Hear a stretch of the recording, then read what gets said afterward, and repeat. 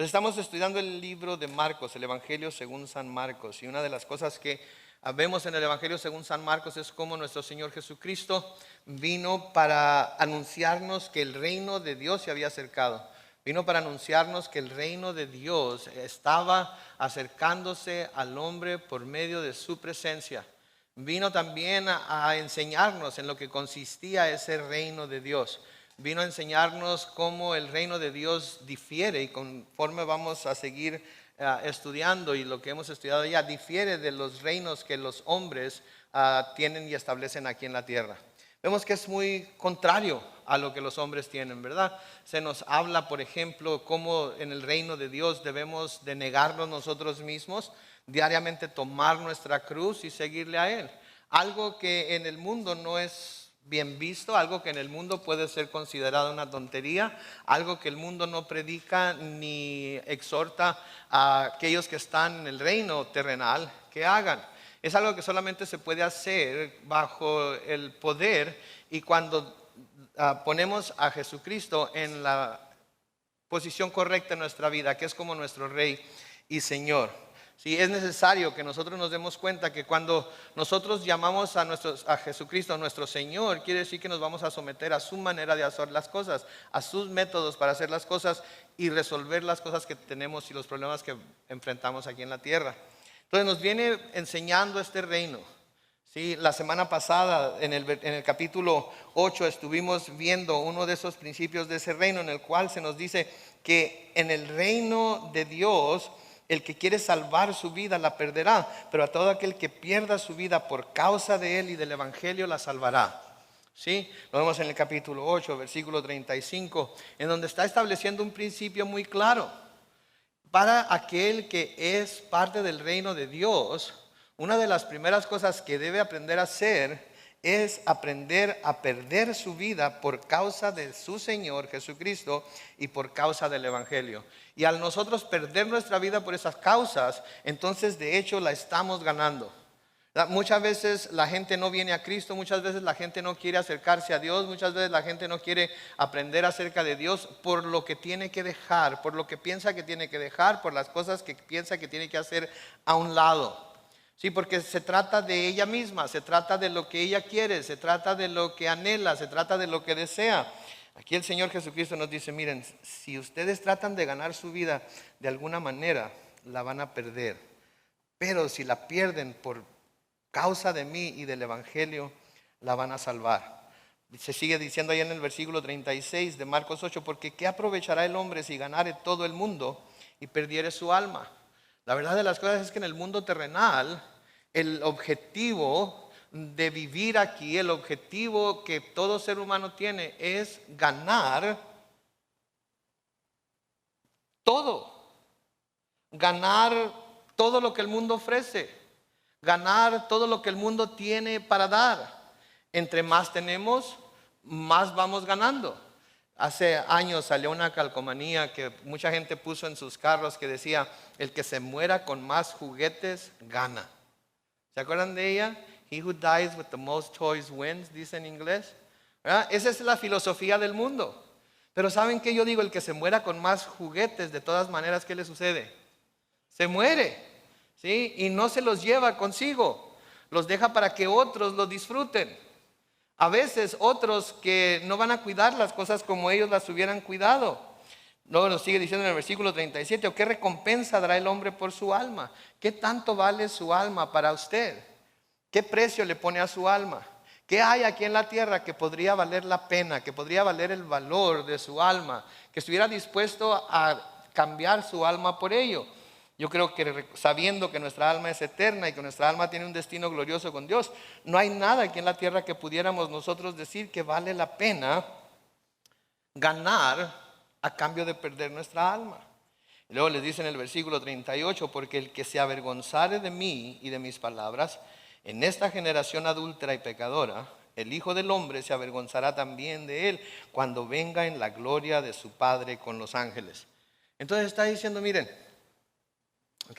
si ustedes se avergüenzan de mí ahorita, si ustedes quieren distanciarse de mí ahorita, porque no quieren aceptar lo que yo les estoy enseñando, porque no quieren aceptar mis palabras, porque no quieren ponerme a mí en el lugar en donde yo debo estar en sus vidas.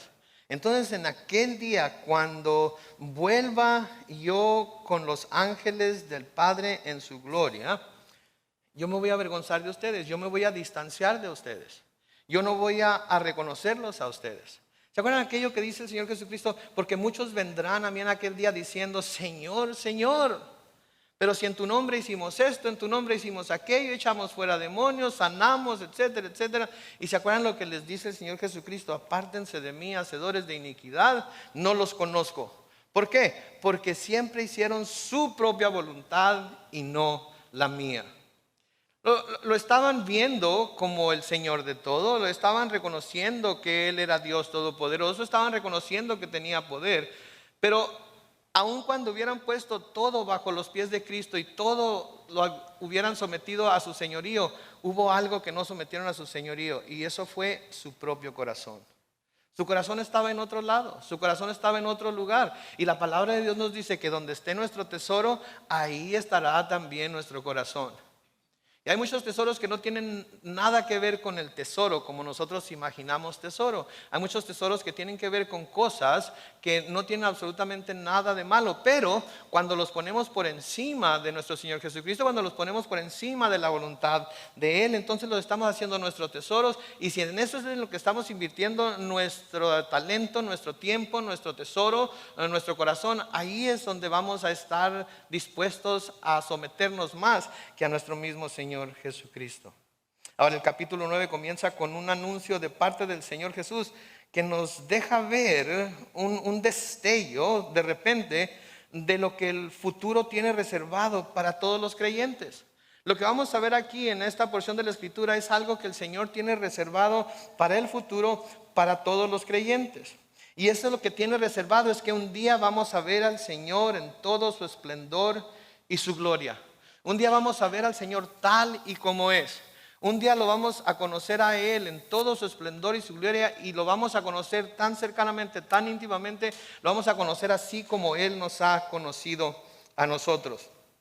¿Sí? Y creo que aquello que nosotros vamos a ver en el futuro, Él permitió a algunos de los hombres que lo estaban siguiendo verlo en esta ocasión, porque Él sabía que estos hombres a los cuales Él iba a permitir que vieran hacia el futuro un poco, ellos eran aquellos que iban a necesitar ver esto, porque iban a necesitar, antes que todos los demás, tener algo que les trajera ánimo, tener algo que los ayudara a estar bien arraigados en Él, tener algo que les diera aliento por las situaciones por las que iban a pasar. Ahora, conforme avance nuestro estudio en este capítulo, vamos a ver más claramente de lo que estoy hablando. Pero comienza de una manera extraña, porque el capítulo anterior termina hablando de su venida, termina hablando de la venida del Hijo del Hombre en la gloria de su Padre con los ángeles.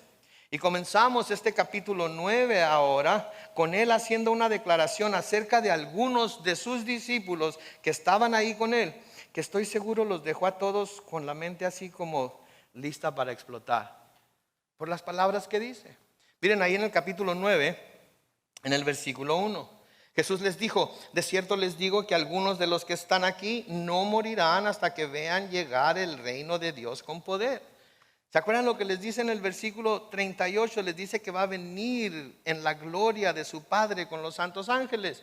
Y luego en el versículo 9 y en el capítulo 1 inmediatamente les dice que hay algunos entre ellos, que no van a morir hasta que vean llegar el reino de Dios con poder.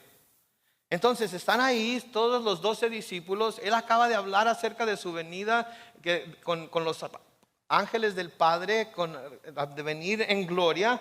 E inmediatamente les dice después que va a haber alguno entre ellos que van a ver llegar ese reino de Dios con poder. Ahora, al decir esto, estaba diciendo que podían contar con ello, porque noten las palabras que dice ahí. Jesús les dijo: de cierto les digo.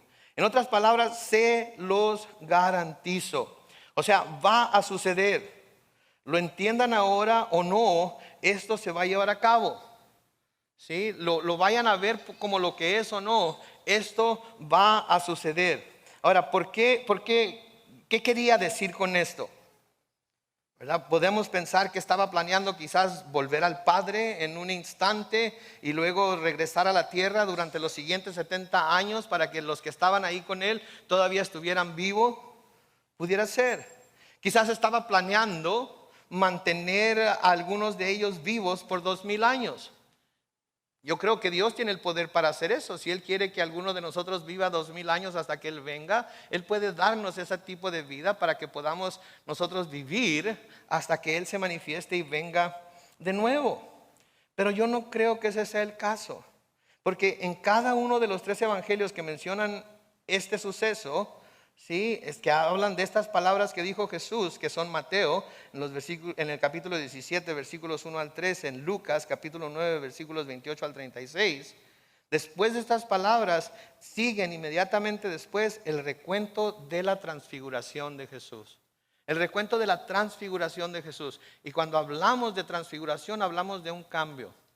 Vamos a ver aquí cómo Jesucristo fue transformado, fue cambiado de ese estado físico en el que estaba delante de ellos a un estado que nos da una vista de lo que va a ser nuestro futuro con Él, como ya les había dicho. Pero como ya lo he mencionado antes, esta experiencia en ese tiempo era solo para algunos de ellos y era para aquellos que lo iban a necesitar más y más pronto que todos los demás. Versículo 2 de Marcos 9 dice: 6 días después, noten, les dice estas palabras y luego inmediatamente nos dice que 6 días después Jesús se llevó aparte a Pedro, Jacobo y Juan y los llevó a un monte alto y ahí se transfiguró delante de ellos.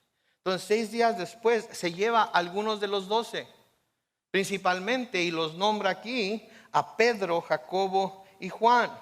Pero la pregunta que se tiene que hacer entonces es: ¿por qué estos 3? ¿Qué serían ellos los 3 principales entre los discípulos? ¿Serían los que él había escogido para estar sobre todos los demás? ¿Serían los que estaban más cercanos a él, a los que les revelaba ciertas cosas, ciertas promesas, ciertas revelaciones que a los demás no les iba a dar o no les daba? Bueno, pues como ya les he dicho antes, ellos fueron los escogidos para esta experiencia porque serían los que necesitarían más que los demás poder ver por adelantado lo que iban a ver para poder enfrentar las cosas que iban a tener que enfrentar. Porque estos 3 hombres enfrentaron cosas que los otros discípulos no enfrentaron. Aun cuando hubo cosas que todos tuvieron que enfrentar, estos 3 pasaron por cosas que los otros 9 no pasaron, ¿sí? Por ejemplo, vamos a hablar de Pedro. Pedro, el pescador, aquel que siempre está listo para abrir la boca y hablar, y a veces cuando abre la boca la abre para decir cosas sublimes, como cuando el Señor Jesucristo le pregunta: ¿y ustedes quiénes dicen que soy? Y él dice: tú eres el Cristo, el Hijo del Dios viviente. Y el Señor Jesucristo le dice: bienaventurado eres tú, Pedro, hijo de Jonás, porque carne y sangre no te revelaron esto, sino mi Padre que está en los cielos. Pero luego, cuando el Señor Jesucristo le dice que es necesario que vaya a Jerusalén y ahí ser despreciado por los principales y ser sentenciado a muerte, Pedro inmediatamente sale con su: Señor, ámate a ti mismo, cuídate de ti mismo, jamás te suceda eso. ¿Y qué fue lo que le dijo el Señor Jesucristo a Pedro? Apártate de mí, Satanás, ¿verdad? Entonces imagínense, Jesucristo diciéndole esto al primer papa, ¿verdad? Como que no cuaja una cosa con la otra. Primero, tú eres el Hijo de Dios, tú eres el Hijo del Dios, tú eres el Cristo, el Hijo del Dios viviente. Pedro, qué maravillosa revelación. Y luego: Señor, jamás te suceda eso, ámate a ti mismo, apártate de mí, Satanás. Se fijan los polos. Yo creo que Pedro era bipolar, ¿verdad? Si viviera en nuestros tiempos, lo iban a diagnosticar que era bipolar. Por eso a veces hablaba con tanta elocuencia y a veces decía tantas barbaridades. Pero este Pedro, casi inmediatamente después de la ascensión del Señor Jesucristo al cielo, fue aventado, como quien dice, en la posición del líder de este movimiento que estaban haciendo. Casi inmediatamente, Pedro es el que es lanzado al frente de este movimiento, ¿sí? En el libro de los Hechos se nos habla acerca del día de Pentecostés y cómo estaban todos los discípulos juntos en un solo lugar y cómo de repente hubo un gran estruendo, como un fuerte viento, y sopló y llenó toda la casa en donde se encontraban. Y se nos habla de cómo aparecieron lenguas como de fuego que se repartieron y fueron a posarse sobre cada uno de ellos y fueron llenos del Espíritu Santo y comenzaron a hablar en lenguas según el Espíritu los llevaba a expresarse. Se nos habla de cómo había judíos de todas partes del mundo en Jerusalén en ese tiempo para celebrar la fiesta y cómo cuando escucharon que lo que estaba sucediendo en ese aposento alto, todos vinieron a ver qué estaba pasando y preguntaban qué sucedió y estaban atónitos y maravillados y decían cosas como: fíjense, ¿acaso no son galileos todos estos que están hablando? ¿Cómo es que los oímos hablar en nuestra lengua materna? Y había de toda nacionalidad ahí, se nos dice ahí en Hechos. Aquí hay partos, medos, elamitas, y los que habitamos en Mesopotamia, Judea, Capadocia, el Ponto y Asia. Están los de Frigia y Panfilia, los de Egipto, los de las regiones de África, están más allá de Cirene. También estaban los romanos que vivían ahí, tanto judíos como prosélitos, cretenses, árabes, y todos los estaban escuchando hablar en sus propias lenguas acerca de las maravillas de Dios. Estaban todos los discípulos entonces, el Espíritu Santo sobre ellos y hablando acerca de las maravillas de Dios, y todas las nacionalidades que estaban ahí podían escuchar lo que estaban diciendo en su propia lengua. Pero luego también se burlaron de ellos porque decían que estaban borrachos, ¿sí? Y fue tiempo de que alguien se pusiera de pie. Fue tiempo de que alguien se levantara y los pusiera en su lugar, que alguien se levantara y les explicara lo que estaba pasando. ¿Y quién fue el que se levantó? Pedro. Pedro fue el que se levantó. En Hechos capítulo 2 y el versículo 14 leemos: entonces Pedro se puso de pie junto con los otros 11 y con potente voz dijo: varones judíos y ustedes habitantes todos de Jerusalén, sepan esto y entiendan bien mis palabras. Entonces Pedro iba a necesitar tomar este liderazgo desde el principio. Y yo creo que el Señor Jesucristo lo había escogido a él para ir a ver esta transfiguración, para que al ver a Jesús, como lo vamos a ver en toda su gloria, él pudiera estar seguro que podía hacer lo que tuviera que hacer, porque el Jesús en el que había creído era el Dios omnipotente, era el Dios todopoderoso, que lo había enviado a hacer la obra que lo había enviado a hacer, y que él iba a estar con él, pasara lo que pasara. Luego tenemos a Jacobo también, hermano de Juan. Jacobo sería el primero de los apóstoles en ser sacrificado por su fe. No el primer mártir de la iglesia, pero sí el primero de los apóstoles en ser sacrificado por su fe. Sí, en Hechos capítulo 12 de nuevo, pero en los versículos 1 y 2 dice: por esos mismos días el rey Herodes mandó a prender a algunos miembros de la iglesia, noten, para maltratarlos. Versículo 2 dice: a Jacobo, hermano de Juan, lo mató a filo de espada. Entonces tomaron a Jacobo, lo llevaron preso y lo iban a maltratar, querían maltratar a los cristianos. Pero Herodes lo tomó y lo mató a filo de espada. Ahora imagínense el aliento que ha de haber sentido al momento de su muerte, al recordar esta experiencia que había tenido con Jesucristo. Porque esta experiencia que había tenido con Jesucristo le iba a revelar cosas que solamente al tener esta experiencia hubiera podido ver, hubiera podido entender y le hubieran podido decir y asegurar que su sacrificio iba a valer la pena. Así es que imagínense este hombre, Jacobo, siendo sentenciado a muerte, recordando lo que había visto en este monte de transfiguración y recibiendo su castigo. Juan iba a ser el apóstol porque era el más joven, que tendría el ministerio más largo de todos los apóstoles. ¿Sí? La tradición dice que Juan fue tomado por Nerón y fue hervido en aceite, vivo, pero que sobrevivió ese castigo, sobrevivió ese tormento y luego terminó siendo exiliado a la isla de Patmos, en donde recibió la revelación de Jesucristo. Imagínese Juan, ya como un anciano, exiliado en una isla, solo, sin nadie de los apóstoles, sin nadie de la iglesia que estuviera ahí con él, teniendo que soportar todavía aún un poco más los maltratos de este mundo, teniendo que soportar aún un poco más en su vejez, el estar exiliado en una isla. Y recordar que hubo un tiempo, hubo un momento en el cual el Señor Jesucristo lo dejó, le permitió el privilegio de verlo en toda su gloria. Y saber que si tan solamente soportaba un poco más, Él iba a poder participar de esa gloria también. Entendemos entonces al ver estas cosas por qué Jesús fue que los escogió a ellos. Entendemos entonces al ver estas cosas, no que ellos fueran más importantes que todos los demás, pero el Señor estaba preparándolos para lo que iban a enfrentar. Y saben que yo creo que el Señor tiene experiencias como esta para todos nosotros, cuando Él sabe que vamos a enfrentar pruebas, cuando Él sabe que vamos a enfrentar persecución, cuando Él sabe que vamos a enfrentar tribulación. Pero ¿saben qué? Lo que sucede con nosotros a veces es que nosotros no nos damos a la tarea como estos 3 discípulos, de cuando Él nos llama a buscarlo, de cuando Él nos llama a estar con Él, de cuando Él nos llama a seguirlo, de ir y esperar a ver qué es lo que nos muestra. ¿Sí? Hay muchas otras cosas que compiten con ese tiempo que pudiéramos pasar con el Señor a solas.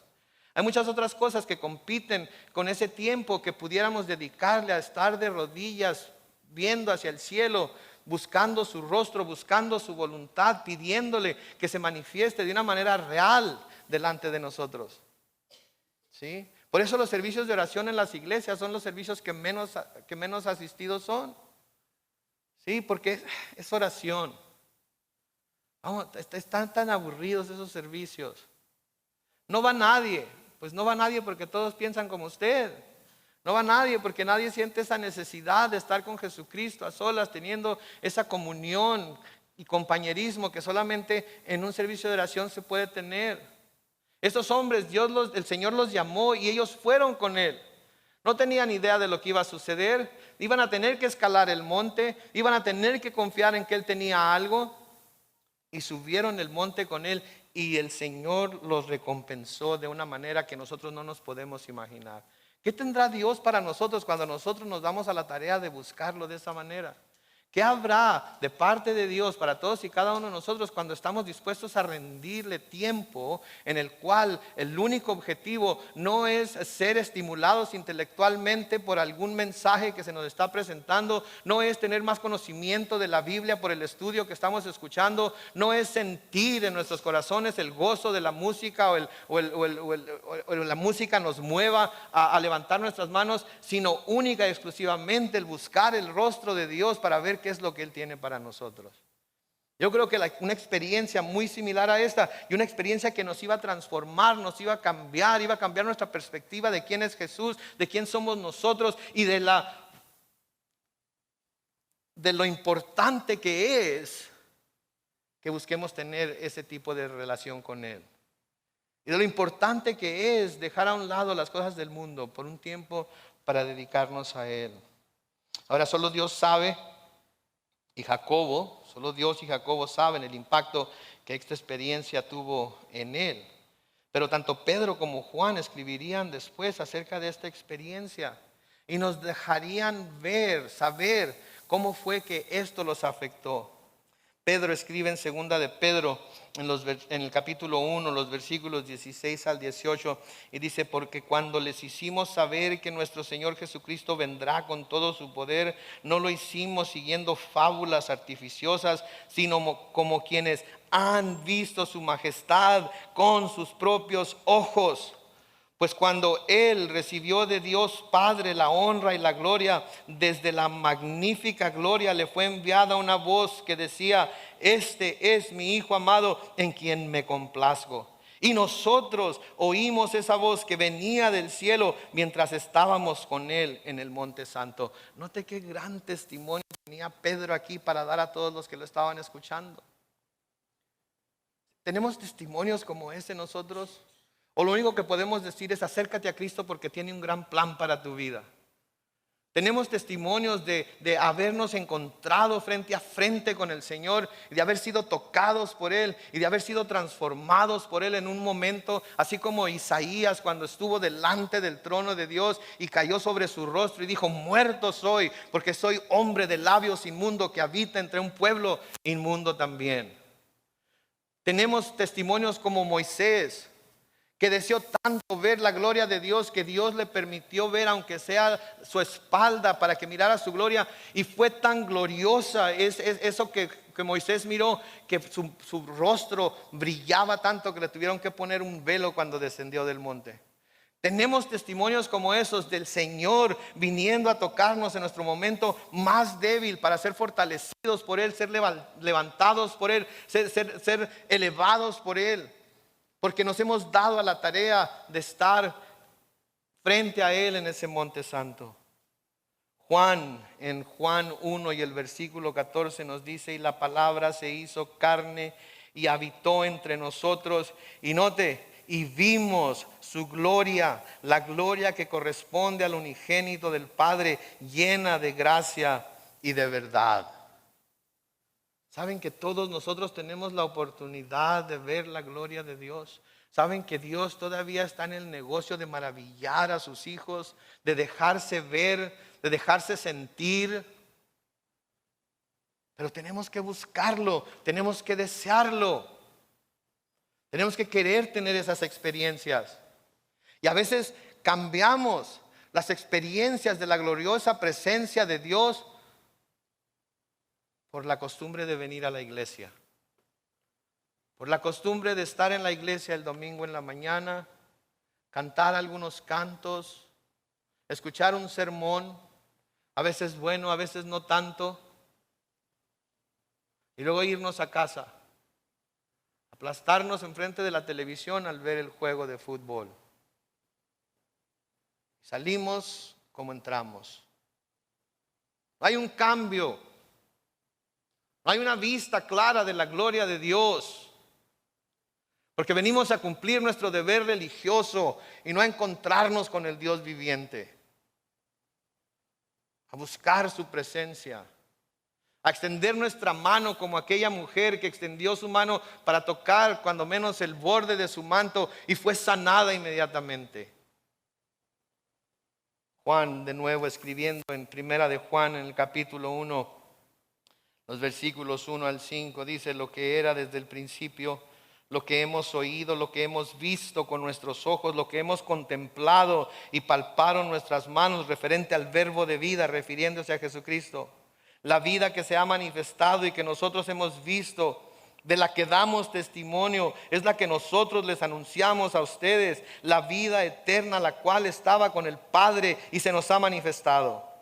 Así que los que hemos visto y oído es lo que les anunciamos a ustedes, para que también ustedes tengan comunión con nosotros, porque nuestra comunión es con el Padre y con el Hijo Jesucristo. Les escribimos estas cosas para que el gozo de ustedes sea completo. ¿Se fija Juan aquí de lo que está escribiendo? ¿Se fija Juan aquí a lo que nos está llamando? Nos está llamando a que nosotros también podamos decir: lo que he visto, lo que he contemplado, lo que he sentido. De eso es de lo que les estoy hablando. No les estoy hablando de una experiencia religiosa. No les estoy hablando de ir a mi iglesia porque tiene el mejor grupo musical. No les estoy hablando de ir a mi iglesia porque tiene la mejor decoración. No les estoy hablando de ir a mi iglesia por ninguna otra cosa, excepto porque se van a encontrar con Jesús, como yo me encuentro con Él cada semana. El versículo 5 de Primera de Juan 1 dice: este es el mensaje que hemos oído de Él y que les anunciamos a ustedes. Dios es luz y en Él no hay tiniebla alguna. Saben que todos debemos buscar tener estas experiencias sobrenaturales con Jesús, porque aún las podemos tener cuando hacemos todo a un lado para darnos a la tarea de tener esa comunión íntima con Él. Es que cuando se nos presente la oportunidad de estar en esos servicios de oración, Cuando se nos presente la oportunidad de ir a alguno de esos retiros espirituales que a menudo la iglesia hace, debemos hacer todo lo posible por asistir a ellos. Porque es en eventos como esos que podemos vivir la experiencia de en realidad acercarnos a Dios. Servicios de oración en la iglesia en donde el único fin es el buscar el rostro de Dios.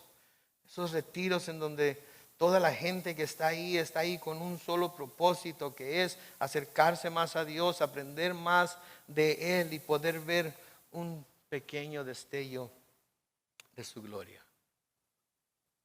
Esa debe ser nuestra meta. Cada semana, cada día, tener esas experiencias con Él, esas experiencias que en realidad transforman de adentro para afuera. Y luego se nos dice que se transfiguró delante de ellos. Transfiguró, la palabra que se traduce del griego a transfigurar es la palabra metamorfo, que significa ser transformado literalmente, donde tenemos nuestra palabra metamorfosis. El proceso por el que pasa una oruga que se envuelve en un capullo y con el tiempo se transforma en una mariposa y sale de una manera diferente a la que entró en ese capullo. Eso fue lo que pasó con Jesucristo. Fue algo literal. Fue algo que los discípulos pudieran ver, porque el hecho de que se use esta palabra nos deja saber que fue literal su transformación. No fue una luz que brilló sobre él. Su cuerpo de hecho se transformó de ser simplemente un cuerpo de carne y hueso a ser un cuerpo glorificado como el que todos un día vamos a tener. Se transformó porque quería que sus discípulos fueran transformados. Porque quería que por medio de esa transformación ellos también sufrieran una transformación en su corazón y pudieran enfrentar lo que iban a enfrentar. Y saben que Dios está en el negocio de transformarnos a cada uno de nosotros. ¿Sí?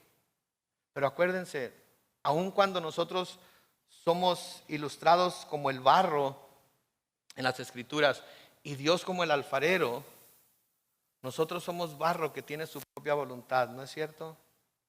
Y a veces cuando el alfarero quiere amoldarnos, quiere convertirnos en el vaso que Él necesita, que Él quiere que seamos, que le va a traer más gloria, nos rebelamos en contra de esa transformación porque no es lo que nosotros pensamos que deberíamos ser.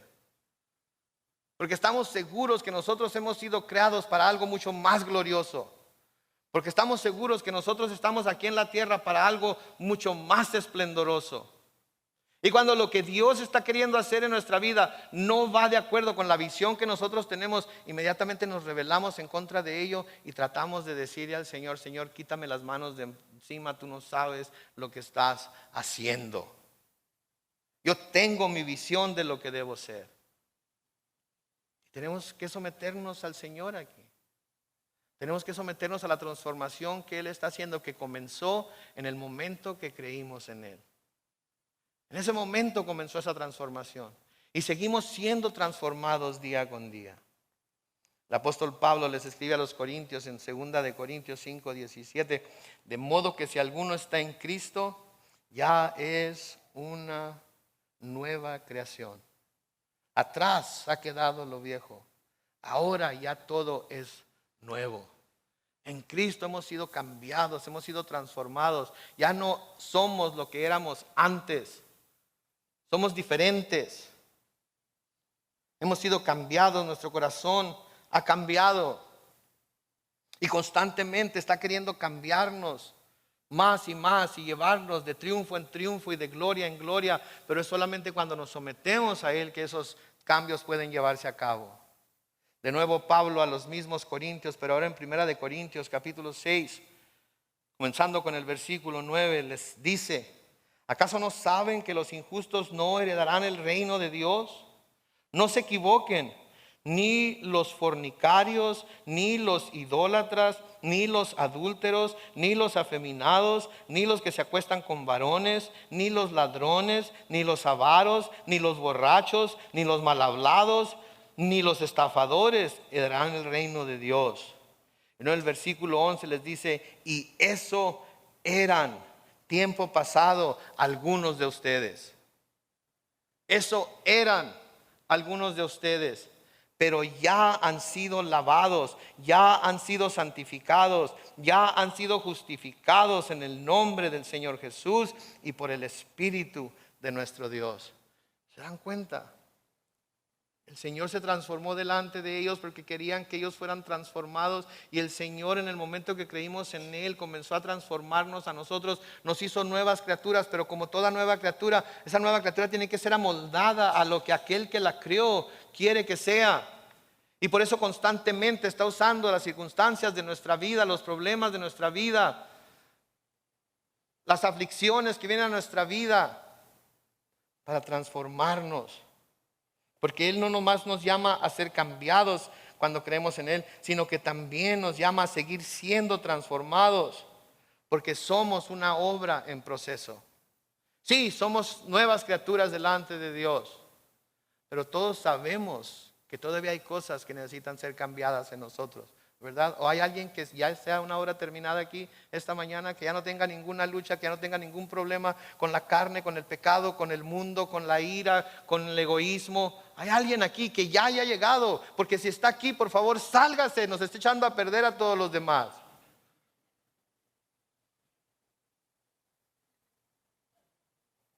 Pablo les escribe a los romanos en Romanos 12, versículos 1 y 2. Así que, hermanos, yo les ruego por las misericordias de Dios que se presenten ustedes mismos como un sacrificio vivo, santo y agradable, así como se debe adorar a Dios. Noten, les está diciendo, les ruego, usted, preséntense. Implica la voluntad de la persona, implica que queremos ir, implica que vamos a dejar que Él haga su obra en nosotros, implica que si es necesario que muramos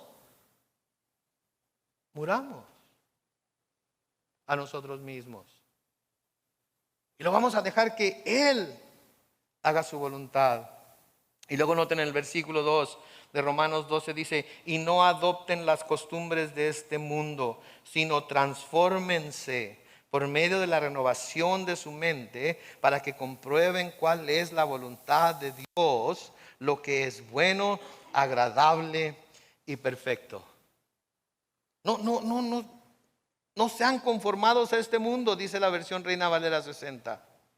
¿Sí? No adopten las costumbres de este mundo. El adoptar las costumbres de este mundo, el hacer las cosas como hace este mundo, es decirle a Dios: no me importa lo que tú quieras para mí, yo quiero lo que yo quiero, y eso es lo que voy a hacer. ¿Sabe qué? Si usted se encuentra en esa situación esta mañana, yo temo por usted, porque está dando cosas contra el aguijón de Dios, que constantemente está queriendo moverlo en el camino que Él quiere que vaya. Temo por usted. Sométase a Él.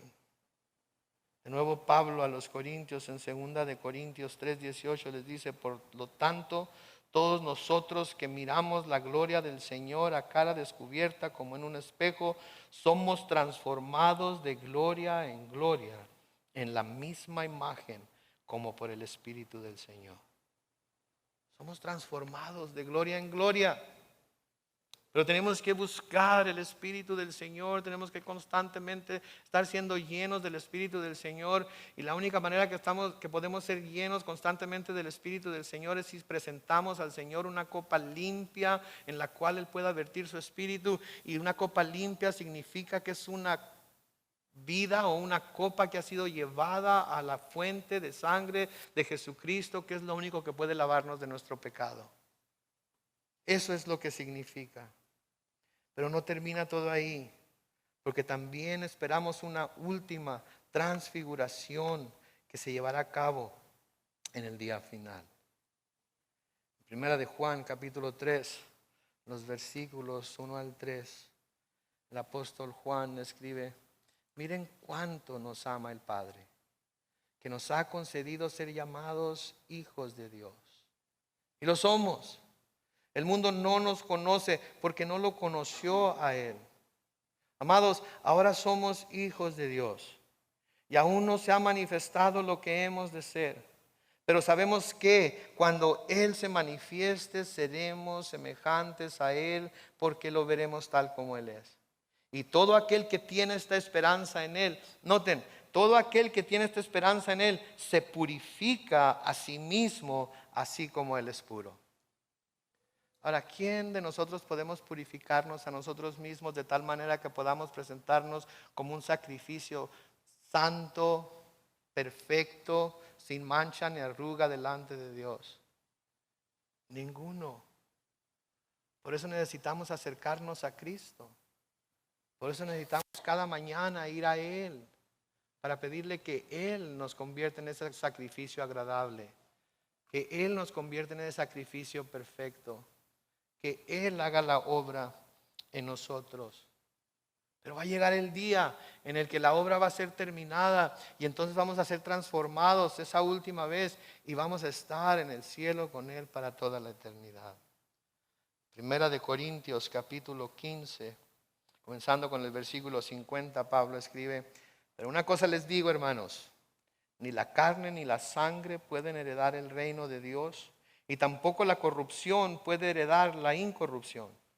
Presten atención, que les voy a contar un misterio. No todos moriremos, pero todos, ¿qué dice ahí? Seremos transformados. En un instante, en un abrir y cerrar de ojos, cuando suene la trompeta final. Pues la trompeta sonará y los muertos serán resucitados incorruptibles y nosotros seremos transformados, porque es necesario que lo corruptible se vista de incorrupción y lo mortal se vista de inmortalidad. Y cuando esto que es corruptible se haya vestido de incorrupción y esto que es mortal se haya vestido de inmortalidad, entonces se cumplirá la palabra escrita: devorada será la muerte por la victoria. ¿Dónde está, oh muerte, tu aguijón? ¿Dónde, oh sepulcro, tu victoria? Porque el pecado es el aguijón de la muerte y la ley es la que da poder al pecado. Pero gracias sean dadas a Dios de que nos da la victoria por medio de nuestro Señor Jesucristo. Así que, amados hermanos míos, manténganse firmes y constantes y siempre creciendo en la obra del Señor, seguros de que el trabajo de ustedes en el Señor no carece de sentido. El que diga: ¿para qué sigo haciendo esto? ¿Para qué me esfuerzo más? Ya estoy cansado, ya estoy cansada. Sepa hoy que el someterse a la voluntad de Dios, el mantenerse firmes y constantes y siempre creciendo en la obra del Señor, ¿sí?, es una obra, es un trabajo que no carece de sentido. Tiene sentido. ¿Sabe por qué? Porque ese sentido nos lleva directamente al cielo. Ese sentido nos da la fortaleza para poder vivir en Él, con Él, por Él, para Él. Y cuando ese es el sentido que lleva nuestra vida, no hay ningún problema para someterse a su voluntad. Y podemos disfrutar de esas experiencias de las que se nos habla aquí. Sigue diciendo ahí en el versículo 3 de Marcos 9: sus vestidos se volvieron resplandecientes y muy blancos como la nieve. Nadie en este mundo que los lavara podría dejarlos tan blancos. Y se les aparecieron Elías y Moisés y hablaban con Jesús. Moisés aquí representando la ley, Elías representando a los profetas, Moisés quizás representando a los que son alcanzados por Dios y son llevados al paraíso después de su muerte, Elías representando a aquellos que no verán la muerte, sino que como él serán arrebatados y transformados y llevados al cielo. De igual manera, justo enfrente de ellos, los discípulos, al ver a Moisés y a Elías, tenían una evidencia clara de que había en realidad una vida más allá de esta vida. Porque cuando ellos vieron a Moisés y a Elías, ellos sabían que Moisés ya había pasado de este mundo hacia el otro mundo unos 1400 años antes, y Elías había pasado de este mundo al otro mundo unos 900 años antes. Y así es que ahí estaban vivos delante de ellos, en la gloria del Padre juntamente con el Hijo, y esto les daría la confianza en lo que Jesús hablaba en cuanto a la resurrección, aunque en este tiempo todavía no lo entendían. Ahora, al parecer los discípulos sabían que estos eran Elías y Moisés. Marcos lo escribe Lo reconocieron, Pedro, Jacobo, Juan, los reconocieron. ¿Cómo no sé? A lo mejor traían gafete, ¿verdad? Y decía, yo soy Moisés, yo soy Elías. Yo no sé, pero sí sabe que me dice esto, que nosotros vamos a conocernos cuando vayamos al cielo. Vamos a ver a nuestros seres queridos y los vamos a reconocer. Los vamos a ver. Vamos a saber quiénes son. Vamos a saber en dónde están. Vamos a poder verlos en su cuerpo glorificado. Versículo 5 dice, Pedro le dijo entonces a Jesús, Maestro, qué bueno es para nosotros estar aquí. Vamos a hacer 3 cobertizos, uno para ti, otro para Moisés y otro para Elías. Y es que no sabía qué decir, pues todos estaban espantados. Noten, Pedro no quería estar en ningún otro lugar. Él quería quedarse ahí, quería poder disfrutar de lo que estaba viendo para siempre. Y pronto lo iba a poder ver y disfrutar. De nuevo, hablando de los retiros y los servicios de oración. Yo he estado en retiros y servicios de oración que no quiero que terminen. ¿Nunca han estado en un retiro así? En donde no quieren bajar de la montaña, quieren quedarse allá, porque la presencia de Dios fue tan poderosa, la presencia de Dios fue tan abrumadora, que piensan, que saben que en el momento que empiecen a descender de esa montaña, inmediatamente van a empezar a pecar en pensamiento, o en palabra, o en obra, y no, mejor me quedo aquí, porque aquí es donde está Dios, aquí es donde me encontré con Dios, y Él me va a mantener aquí en este estado en el que me siento ahorita de santidad y pureza. ¿Sí? Pero ¿saben qué? Eso lo podemos tener en cualquier lugar, cuando nos damos a la tarea de buscar el rostro de Dios. Sí, y noten aquí otras de esas cosas que Pedro dice porque no sabía qué decir. Al decir lo que Pedro estaba diciendo aquí, está poniendo a Jesús y está poniendo a Moisés y a Elías en el mismo plano. Jesús es otro de los profetas. Jesús es otro de todos los que Dios ha usado y enviado para que dé su palabra al pueblo. ¿Sí? Y lo pone en el mismo plano. Pero el Padre inmediatamente nos hace saber que Jesucristo está por encima de la ley y de los profetas. Miren el versículo 7, que dice, en eso vino una nube y les hizo sombra, y desde la nube se oyó una voz que decía, este es mi Hijo amado, escúchenlo. Sí, Moisés fue un hombre grande, fue un gran profeta. Y lo envié para que les diera la ley. Y hubo un tiempo en el que lo escucharon a él. Sí, Elías fue un gran hombre de fe. Y yo lo mantuve aún en medio de grandes persecuciones. Pero aquí hay uno más grande que Moisés y que Elías. Y aun cuando a ellos los escuchaban antes, ahora es tiempo de que lo escuchen a él. El escritor a los hebreos les escribe en Hebreos capítulo 1, versículos 1 y 2. Dios, que muchas veces y de distintas maneras habló en otros tiempos a nuestros padres por medio de los profetas, en estos días finales nos ha hablado por medio del Hijo, a quien constituyó heredero de todo y mediante el cual hizo el universo. Dios había hablado por estos hombres, pero ahora es el Hijo a través del cual Él habla, y ahora es el Hijo a quien debemos escuchar. Si no ha salido de la boca de Cristo, si no es constante con lo que Jesús enseñó, si no hay congruencia entre lo que alguien está enseñando y lo que Jesús enseñó, si no está basado en los fundamentos de los apóstoles que están tomados de las enseñanzas de Jesús, no debemos escucharlo, no debemos oírlo, no debemos prestarle atención, porque Dios nos ha dado ahora alguien a quien escuchar, y este es su Hijo amado. El versículo 8 dice, miraron a su alrededor, pero no vieron a nadie, solo Jesús estaba con ellos. Y mientras bajaban del monte, Jesús les mandó que no dijeran a nadie nada de lo que habían visto hasta que el Hijo del Hombre hubiera resucitado de los muertos. Por eso ellos guardaron el secreto entre sí, aunque se preguntaban qué querría decir aquello de resucitar de los muertos. Entonces le preguntaron, ¿por qué dicen los escribas que es necesario que Elías venga primero? Saben que de nuevo en los libros de los profetas, específicamente en Malaquías, se nos habla de la venida de Elías antes del día grande y terrible del Señor. Malaquías 4, 5 y 6 dice: tomen en cuenta que antes de que llegue el día grande y terrible del Señor, yo les enviaré al profeta Elías. Y él hará que el corazón de los padres se vuelva hacia los hijos y que el corazón de los hijos se vuelva hacia los padres, para que yo no venga a destruir la tierra por completo. Entonces ellos sabían, Elías debe venir primero, pero ya viniste en tu gloria, ya viniste, vemos el reino. ¿Cómo es posible si los profetas dicen que Elías debía venir primero? Noten el versículo 12. Él les respondió: a decir verdad, Elías vendrá primero y restaurará todas las cosas. ¿Y cómo entonces dice la Escritura que el Hijo del Hombre tiene que padecer mucho y ser despreciado? Pues yo les digo que Elías ya vino y que hicieron con él todo lo que quisieron, tal y como está escrito acerca de él. Elías ya había venido, no el profeta Elías personalmente, pero había venido alguien en el espíritu de Elías. Escuchen cómo lo dice en Mateo capítulo 17, versículos 10 al 13.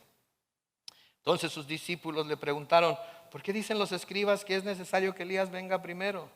Jesús les respondió: a decir verdad, Elías vendrá primero y restaurará todas las cosas. Pero yo les digo que Elías ya vino y no lo reconocieron, sino que hicieron con él todo lo que quisieron. Así también el Hijo del Hombre padecerá a manos de ellos.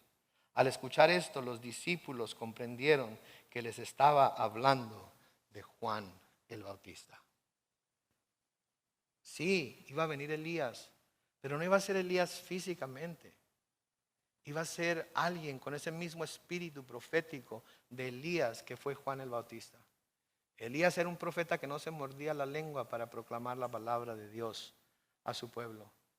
Juan el Bautista era de la misma forma. Juan el Bautista vino, hicieron con él lo que quisieron, así como iban a hacer con el Hijo del Hombre. ¿Qué podemos aprender esta mañana? ¿Qué podemos ver esta mañana? Voy a pedir al grupo de alabanza que por favor pase al frente. Pero ¿qué podemos aprender? Yo creo que si hay algo que debamos aprender aquí esta mañana, es que Jesús quiere que nosotros tengamos este mismo tipo de experiencias sobrenaturales con Él que tuvieron sus discípulos. Yo creo que Él quiere que tengamos esas experiencias con Él. Yo creo que Él quiere que nosotros lo veamos también en toda su gloria. Yo creo que Él quiere que nosotros también podamos tener esa experiencia de estar en su presencia divina. Pero ¿saben qué? Tenemos que desearlo, tenemos que quererlo, tenemos que buscarlo, tenemos que darnos a la tarea de hacerlo. Tenemos que buscar, servirle, amarle, adorarle, alabarle y sobre todo tener esa comunión íntima con Él. Si eso no sucede, entonces nos vamos a perder de la gloriosa oportunidad de tener esa experiencia. Así es que en esta mañana vamos a inclinar nuestro rostro, vamos a orar y vamos a pedirle al Señor que nos dé hambre de Él, que nos dé hambre por ver esos destellos de su gloria diariamente, especialmente cuando venimos a la iglesia, y que nos dé también el deseo de estar en esos servicios de oración, de ir a esos retiros y de buscar todos juntos estar ante su presencia. Amén.